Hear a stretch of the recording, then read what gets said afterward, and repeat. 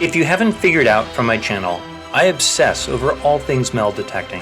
I spend time researching where to go and getting permissions. I spend hundreds of hours detecting every year, and when I find something, especially if I can't figure out what it is, I invest more time and energy just staring at the item from different angles, under magnification, in different lighting, and of course, I research it. I pulled this one item from a river this past summer, and it has been haunting me ever since. It was found near several Civil War bullets, some of which were made into sinkers. So my mind was stuck on this being Civil War related. It's only a partial piece of its former self, but I kept thinking there was an eagle in this image. I kept thinking I was seeing eagle feathers, but only being a small part of the larger piece, it was tricky to figure out. I would occasionally see postings on Facebook for similar looking items, such as gunpowder flasks, and would think that was what I had until I would compare the two. So I've been revisiting this one little item several times in the past 5 months, hoping to get some clue. Well, I recently looked at this in just the right way, and once you see it, it is painfully obvious. And the frustrating part is that I've had the information I needed to solve this puzzle in a prior video I published. Back in the summer of 2022, I found a piece of a printing plate that was part of a Duz detergent box. Figuring that out was somewhat easy because the printing plate actually had Duz as part of the text.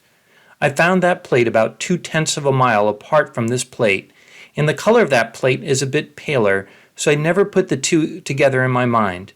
But once you see the iron, the ironing board, and the arms of a woman holding up a dress, you know exactly what this is. But now the search to figure out what this was a part of. I'll admit, I spent quite a bit of time looking across images on the internet. I thought it was Duz related, so I spent quite a bit of time researching that, but I just wasn't finding the exact image. I scanned hundreds of vintage detergent ads and boxes. After about a week, it occurred to me to go back and watch the video I previously put out, and there it was staring at me. This was all a part of the same printing plate. Or maybe there was more than one plate used in the process of printing the box, but it was part of printing that same box.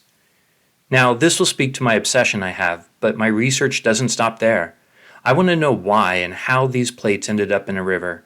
I reached out to Procter & Gamble and had some very pleasant email exchanges with a few people who worked there, including an archivist. The furthest our research got was that Duz was manufactured in Baltimore, but I had found the plates near Frederick, which is about 50 miles away.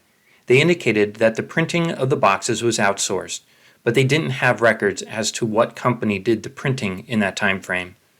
So I'm left with a mystery. I was really hoping to find a printing company that was being used because these aren't the only printing plates I've found in the same river. I have found a printing plate that was for a $2 bill.